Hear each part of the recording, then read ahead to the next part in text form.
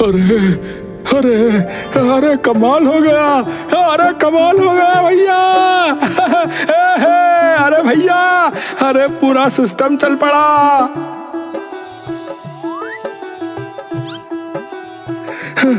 अरे भाइयों, अरे थारे पैर पड़ू मैं। अरे भाइयों, तू तो भगवान है भाइयों। सभी लोग उठ के जोर जोर से ताली बजाने लगते हैं। तालियों की आवाज बढ़ने लगती है। अरे उठ जा, अरे उठ जा निर्मोय। अरे पापा क्या हो गया? हैं? अरे क्या हो गया? अरे दिन चढ़ गया। अरे सांझ तक सोता ही रहेगा क्या? हैं? चल उठ। शंकर आंख मसलते हुए बेड से उठता है। अरे नीचे आ जल्दी, दुकान खोलने का टाइम हो रहा है। प्रभु ये कहकर नीचे चल देता है। शंकर कुछ देर अंगड़ाई तोड़ता है और मुंह हाथ धोकर नीचे चला जाता है। चल फटाफट राई का तड़का मार के दाल छौंक दे। शंकर नीचे से एक पतीला निकालता है और गैस पर चढ़ा देता है। उसमें तेल डालकर राई उसके अंदर डाल देता है। अरे दाल थोड़ी कम डालियो, इतनी ना चल रही आजकल। हाँ, परसों कह रहे थे आलू गोभी नहीं चल रही, कल कह रहे थे पनीर नहीं चल रहा तो उसे कम कर दे, आज कह रहे हो दाल नहीं चल रही, तो चल क्या रहा है फिर? अरे अभी तो दुर्गति चल रही है, बस दुर्गति। हाँ, कल को दिमाग भी चल पड़ेगा मेरा। क्यों? क्यों है? तुझे पता नहीं है क्यों है? अरे बेटा, कोई और शौक ढूंढ ले, क्योंकि यो ढाबा तो अब थोड़े दिन का और रह गया बस। हाँ पापा, वैसे तो सुबह उठ के चिल्लाते रहो कि जल्दी उठ जल्दी उठ, हैं? अब खुद ही कह रहे हो बंद हो जाएगा। अरे तो क्या कहूं बेटा, है क्या कहूं बता। इधर आ, देख बताता हूं। प्रभु सामने टंगी 4 पीढ़ियों की फोटो शंकर को दिखाता है। देख, यो है तेरा परदादा चमन पीला भोगराज, जिसने खाने में ऐसी चीजें डालना शुरू की कि पूरा गांव उनका दीवाना सा हो लिया। क्योंकि एक तो खाने में स्वाद बढ़िया और ऊपर से भोजन सबका स्वास्थ्य भी एकदम ठीक कर देता था। और बेटा, स्वास्थ्य, भोजन और स्वाद बड़ी मुश्किल से लोगों को एक साथ मिलता है बेटा, वरना तो तोरी घिया तो सभी बना रहे हैं अपने घर में। प्रभु अपनी उंगली शंकर के दादा की तरफ करता है, जिनकी बड़ी बड़ी मूंछें होती हैं। और यो है मेरे बाबूजी, यानी तेरे दादा चकोर चंदन भोगराज। जब सभी हमारे बड़े दादा के खाने को इतना मानने लगे ना, तो बाबूजी ने यह ढाबा खोला, भोगराज वैद्य ढाबा, जहां लोग खाना खाकर अपनी बीमारी का इलाज कराते थे बेटा। बाबूजी ने तो ऐसा कमाल कर दिया कि उनका दाल चूरमा खा के एक अपाहिज इंसान चल पड़ा भाई। नहीं यार पापा, ऐसे थोड़ी होता है, ऐसे कैसे हो सकता है? अरे मान नहीं रहा है?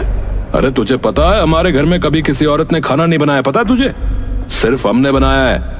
तेरी माँ ने तो रसोई में झांक के भी नहीं देखा, बता रहा हूं। तभी अंदर से उसकी पत्नी निकल कर आती है। बर्तन धोने और रसोई साफ करने तुम्हारी स्वर्गीय माँ नहीं आती थी? और ये कहकर वापस अंदर चली जाती है। ये क्या अलार्म सा बज पड़ा क्या एकदम से? क्या हुआ ये? अरे हाँ, तो मैं ये कह रहा था बेटा कि उस चमत्कार के बाद तो ढाबे पे लाइन लग गई। हाँ, लेकिन फिर आया मैं, प्रभु भोगराज, और बाबूजी भी चल बसे उस वक्त। और उसके बाद तो बचा ही कुछ ना। जब से मैंने बागडोर संभाली, तब से बेड़ा ही गर्क होता गया ढाबे का।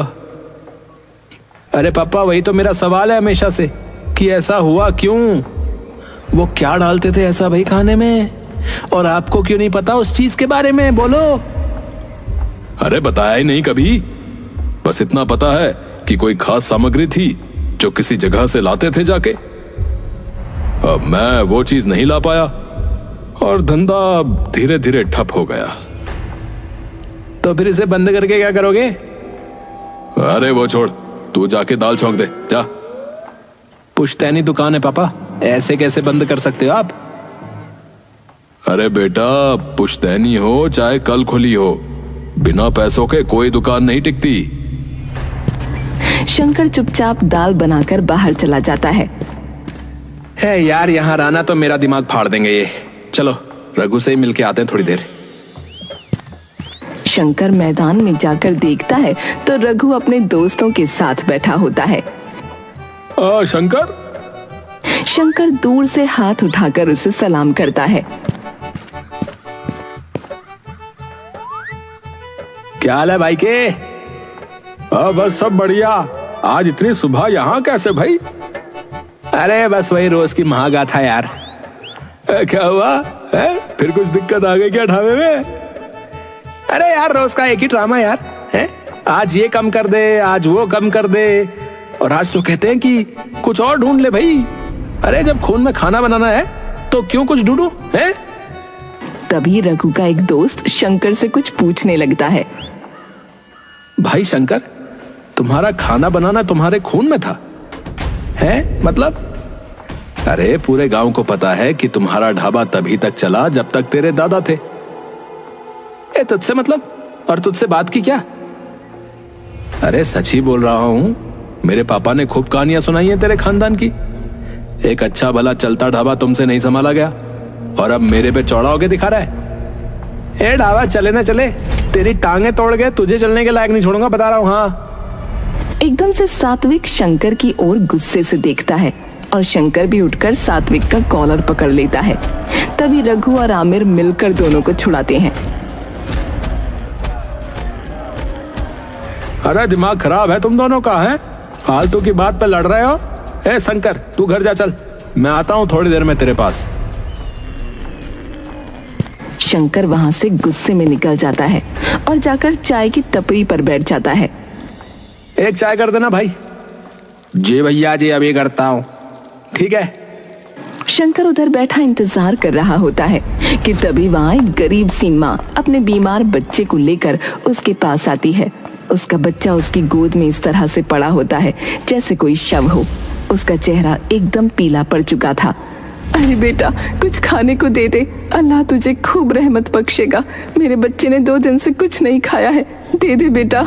शंकर उसके बच्चे को देखकर डर से कांप जाता है। अरे भाई, एक गिलास पानी और कुछ मठरी नमकीन वगैरह देना। चाय वाला पानी और कुछ मट्ठी लेकर आता है और शंकर को दे देता है। अबे सबसे पहले तो पानी पिला से, मुंह पीला पड़ चुका है, मर जाएगा ये।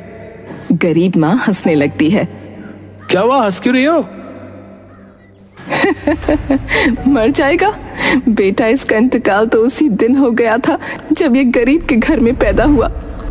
ऐसा क्यों कह रही हो? क्यों कह रही हूँ? जिस बच्चे को एक निवाला भी खाए 2 दिन हो गए हों, उसे और क्या कहूँ। एक निवाले के लिए 2 दिन भटकना पड़ा, तब जाकर मिला। तो क्या करें ऐसी जिंदगी का। लोग कहते हैं कुछ काम कर लिया करो, पर काम क्या करें बेटा। बचपन से तो इस सड़क की मिट्टी खाकर बड़े हुए हैं, काम की तो कोई तालीम नहीं मिली, ना ही मौका। अब बताओ, ऐसे एक नहीं कई माँ बेटे घूम रहे हैं मेरे जैसे यहाँ। इसकी तो अभी सांसें चल रही हैं, पर जल्द ही ये कूचों के खोखले अंधेरे में ही मर जाएगा, क्योंकि अस्पताल कौन भर्ती करेगा। सरकारी अस्पताल ले जाओ तो हमसे पहले 100 लोग लाइन में मिलेंगे। किसी का डॉक्टर फूफा, किसी की नर्स मौसी, किसी का बाप कंपाउंडर, और इन सब की पहचान में दबा कौन? गरीब। और सही भी है, गरीब को तो भगवान ने भी नहीं अपनाया, तो डॉक्टर क्या अपनाएगा। अब मान लो ये दुनिया में आ भी गया तो पालेगा कौन।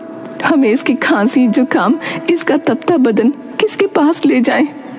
हम बस अपनी छाया ही दे सकते हैं ठंडक के लिए, क्योंकि ठंडा पानी, ठंडी दवा, ठंडी छांव, ये सब तो नसीब वालों को मिलती हैं।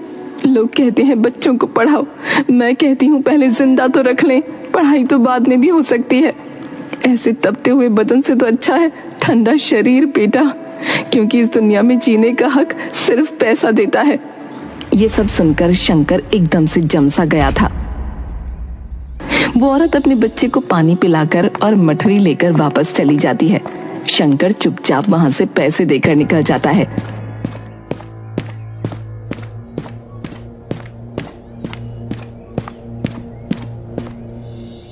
तभी जाते जाते गांव का सरपंच उसे देख लेता है। अरे ओ शंकर। नमस्कार मुखिया जी। अरे नमस्कार बेटुआ, नमस्कार। है? अरे क्यों इतना मुंह लटकाए चले जा रहे हो? क्या हो गया, क्या हुआ? कुछ नहीं मुखिया जी, बस ऐसी। अरे क्या दुकान वगैरह में कोई दिक्कत विक्कत चल रही है क्या? अब चल तो रही है मुखिया जी, आपको तो पता ही है दादा के जाने के बाद क्या हाल हुआ है। हाँ वो तो है। तुम्हारे दादा और परदादा तो जादूगर थे भैया। अरे गरीब तुम्हारे दादा को पता है क्या कहते थे? क्या कहते थे? अरे मसीहा अपना भाई। क्यों? उन्होंने तो बस ढाबा खोला था। हाँ माना कि उनका खाना लोगों को ठीक कर देता था, पर गरीब उसके पैसे कैसे देते थे? अरे पैसे? अबे कौन से पैसे हैं? अरे तेरे दादा ने कभी अपनी दहलीज से किसी गरीब को उल्टा नहीं मोड़ा। हाँ, मुफ्त में अपना जादुई खाना उन्हें खिलाया। तेरे परदादा ने भले ही खूब सेवा करी गरीबों की, पर जब तेरे दादा थे ना, तो लोग कहते थे कि उन्होंने गांव के किसी गरीब को भूखा नहीं सोने दिया। कभी किसी गरीब की तबीयत खराब हुई तो उसे अपना खाना खिलाकर ठीक कर दिया। शंकर अचंभित रह जाता है ये सारी बातें सुनकर। ठीक है मुखिया जी, अब चलता हूँ, दुकान में और भी काम है। शंकर ये कहकर वहां से चल देता है। पूरे रास्ते उसके दिमाग में सिर्फ ये सारी आवाजें गूंजती रहती हैं। शंकर घर आता है। उसे देखकर उसके पापा उस पर चिल्लाने लगते हैं। अरे कहाँ मर जाता है? टिकता नहीं घर पे? जा जाकर आलू गोभी में तड़का मार, और हाँ करछी अपने दादा वाली इस्तेमाल करियो। अरे आपको कितनी बार बोला है कि करछी पुरानी है, थोड़ी देर में ही गर्म हो जाती है। अरे तो कपड़ा ले लिया कर, हैं? तेरे परदादा और दादा ने उसी से खाना बनाया था हर बार। हाँ, आपने भी तो उसी से बनाया था। शंकर आलू गोभी में छौंक लगा देता है। शंकर ढाबे का सारा काम निपटाकर अपने कमरे में चला जाता है। शंकर इन सभी बातों से परेशान होकर अपना सिर तकिए से ढक लेता है। रात हो जाती है और शंकर ने अब तक एक निवाला भी नहीं खाया होता। जब भूख बर्दाश्त के बाहर हो जाती है तो शंकर परेशान होकर रसोई में जाता है और छोटी सी कढ़ाई निकालकर गैस पर चढ़ाता है। उसमें तेल और कुछ सब्जियां डाल देता है। तभी उसकी नजर अपनी पुश्तैनी करछी पर पड़ती है। आज इसे ही चला के देखूं क्या बवाल है ये। शंकर करछी उठाकर उससे सभी चीजें मिलाने लगता है। तभी काम करते करते उसके दिमाग में फिर से वही बातें चलने लगती हैं। तभी एकदम से शंकर को एक आवाज आती है, लल्ला, ओ लल्ला। शंकर एकदम से डर कर पीछे हो जाता है और इधर उधर देखने लगता है। कौन है? कौन है? नीचे देख लल्ला, नीचे। शंकर नीचे देखता है तो उसे दिखता है कि करछी अपने आप कढ़ाई में खड़ी हो रखी है। घूर क्या रहा है लल्ला? मैं ही बोल रही हूँ। पर तुम बोल कैसे रही हो? है कोई वजह? वो तुझे पता लग जाएगी। क्या? ये क्या है? क्या है ये सब? ये सब हमेशा से था, बस तेरे बाप को ही ना दिखा। अरे पर ये हो कैसे रहा है? मैं सपने में हूँ क्या? शंकर अपने आप को जोर जोर से चांटे मारने लगता है। लल्ला पगला गया है क्या? ये कैसे हो पा रहा है? क्योंकि मैं एक ऐसी जगह से आई हूँ जिसके बारे में न किसी ने सुना न किसी ने पढ़ा। ऐसी कौन सी जगह है? और क्या आप पापा से भी बातें करती हो क्या यूं ही? लल्ला, अगर तेरे पापा से बात कर सकती तो आज ये ढाबा बंद कराने की नौबत ना आई होती। मतलब? तुझे ये पता है क्या कि तेरे दादा परदादा अपने खाने में ऐसा क्या डालते थे जिससे बीमार से बीमार इंसान भी ठीक हो जाता था? नहीं पता। क्या था वो? सप्तधारा रस। सप्तधारा रस? पर ये लेके कहां से आते थे? नीरमंडल से। ये क्या है और कहाँ है? कहाँ है ये तो नहीं बता सकती। ये जवाब तो तुम्हें अपने परदादा की किताबों में ही मिलेगा लल्ला। जहाँ उन्होंने अपने सभी खाने की सामग्री लिख कर रखी थी। शंकर थोड़ी देर कड़छी की ओर देखता रहता है और एकदम से कड़छी को उठाकर अपने दादा के कमरे में भाग जाता है। शंकर अलमारी खोलकर नीचे से एक संदूक निकालता है जिसे कपड़े से ढका हुआ है। शंकर वो संदूक खोलकर उसके अंदर से अपने परदादा की खाने की सामग्री वाली किताब निकालता है जिसका नाम है मेरी रसोई। शंकर उस किताब को खोलकर उसके सारे पन्ने पलटने लगता है। कमल ककड़ी के बेल, जल भिंडी, जल मूली, वारुणी फली, नीलकंद, ये क्या है? क्या हुआ लल्ला? अरे मैं ये सोच रहा हूँ कि ऐसी कोई भी चीज हमारे पूरे खानदान में कभी नहीं बनी। मैं ना ये लिख कर दे सकता हूँ। दादाजी ने कभी ऐसी किसी चीज का कोई जिक्र भी नहीं किया। तो सोचो फिर क्यों उन्होंने ये सब लिखा है? क्या पता तुम्हें तुम्हारा जवाब मिल जाए। शंकर सारे पन्ने पलटता है। तभी आखिरी पन्ने पर उसे कुछ कमल के पत्ते बने दिखते हैं जिनके बीच में एक बड़ा सा कमल का फूल होता है और अंत में कुछ लिखा होता है। ये क्या लिखा है? पाताल से थोड़ा ऊपर और पानी के थोड़ा नीचे, जहां जड़ आसमान में होगी और पत्ते पत्तियां जमीन पर, वहीं जीवन मिलेगा तुम्हें अष्टभुजाओं को जीतकर। पता चला? पहेली का तो पता नहीं, पर जगह का पता चल गया। पर मेरा एक और सवाल है आपसे। पूछो। ये सब पापा को क्यों नहीं सुनाया दिखा? क्योंकि उन्होंने कभी देखना नहीं चाहा। उन्होंने सिर्फ ये देखा कि ढाबा अच्छा चल रहा है तो खाने का रेट बढ़ा देते हैं, और जिन गरीबों को तुम्हारे दादा यहाँ खाना खिलाते थे उन्हें भी यहाँ आने से मना कर दिया। पर तुम्हारा मन तुम्हारे दादा की तरह ही दया भाव वाला है, इसीलिए तुम्हें ये सब दिखा। सूरज चढ़ते ही शंकर घर से भाग निकलता है और सीधा जाकर गांव के तालाब के पास पहुंचता है जहां कई सारे कमल के पत्ते पानी में लहरा रहे होते हैं और उनके बीच एक कमल का फूल होता है। शंकर सीधा पानी के अंदर कूद जाता है और उस जगह को ढूंढने लगता है। हर थोड़ी देर में शंकर पानी के ऊपर आकर एक गहरी सांस भरता और फिर नीचे चला जाता। पर जैसे ही वो और गहराई में जाता है उसे पानी में एक रोशनी की किरण चमकती दिखती है। तभी उसे वो पहेली याद आती है जो उसके दादाजी की किताब में लिखी थी। पाताल से थोड़ा ऊपर और पानी के थोड़ा नीचे, जहां जड़ आसमान में होगी और पत्ते पत्तियां जमीन पर, वहीं जीवन मिलेगा तुम्हें अष्टभुजाओं को जीतकर। शंकर उस किरण की ओर बढ़ता है और जैसे जैसे वो किरण की ओर बढ़ता जाता है रोशनी उतनी गहरी होती जाती है। जैसे ही वो उस रोशनी के अंदर जाता है वो एकदम से किसी और दुनिया में पहुंच जाता है। चारों तरफ सिर्फ हरियाली, औषधियां और सब्जियों की महक से उसका मन प्रफुल्लित हो उठता है।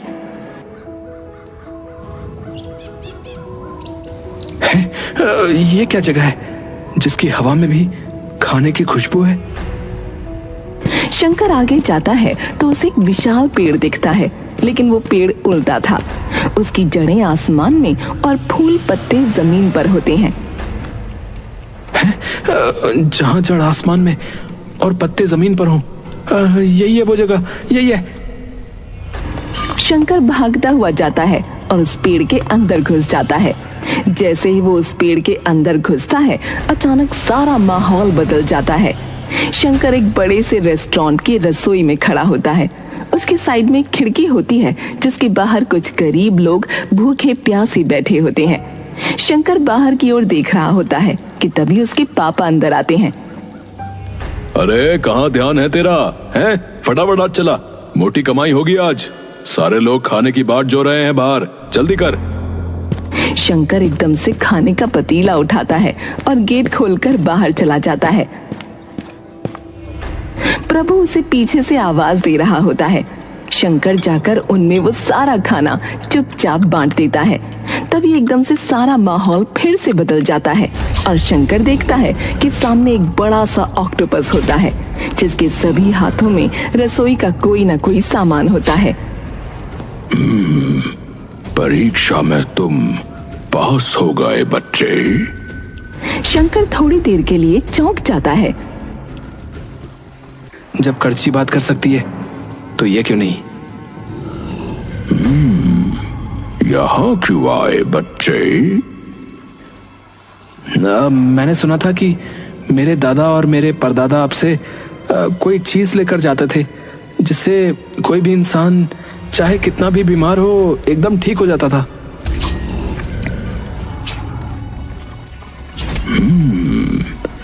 तुम्हारा मतलब सप्तधारा रस से है? हाँ हाँ, वही। उससे पहले मेरे एक सवाल का जवाब देना होगा तुम्हें। जी पूछिए। क्यों लेकर जाना चाहते हो ये रस? शंकर एक गहरी सांस भरता है। अपनी शांति के लिए। कल ना मैं ठीक से सो पाया, ना ही ठीक से कुछ खा पाया। मन में सिर्फ एक सवाल की, जिनके सिर पे कोई छत नहीं, क्या उन्हें आज रात कुछ खाने को मिला होगा? जिनके बच्चों के शरीर दोपहर में तप रहे थे, क्या उन्हें कोई दवा मिली होगी? या उनका शरीर एकदम ठंडा पड़ गया होगा? बस इसीलिए चाहिए, ताकि रात को वो भी और मैं भी चैन से सो पाऊं। ऑक्टोपस शंकर की ओर देखकर मुस्कुराता है और एक बड़ी सी शीशी निकालकर उसे दे देता है जिसमें 7 रंगों का एक रस होता है। अरे ये कितना सुंदर है, पर इसमें ऐसा क्या है? जिसने ये जगह स्थापित की उसी ने इसे बनाया था। पौराणिक कथाओं में तो ये कहा जाता है कि ये उन्हीं तत्वों से बना है जिससे संजीवनी बूटी बनी थी। शंकर, तुम्हारा मन साफ है और वो जो रोशनी तुमने तालाब में देखी थी वो बस कुछ ही सच्चे संवेदनशील लोग देख पाते हैं, जिन्हें दूसरों का दर्द अपना लगता हो। शंकर चुपचाप उनके सामने सर झुकाता है और वापस अपने घर आ जाता है। सामने खड़े उसके पापा उसका इंतजार कर रहे होते हैं। अरे कहाँ डूबाया? अरे आप बड़े बर्तन निकाल के रखो, आज गांव के सभी गरीबों का भोज होगा। भोज होगा? क्यों भाई? क्योंकि मुझे अब शांति से सोना है।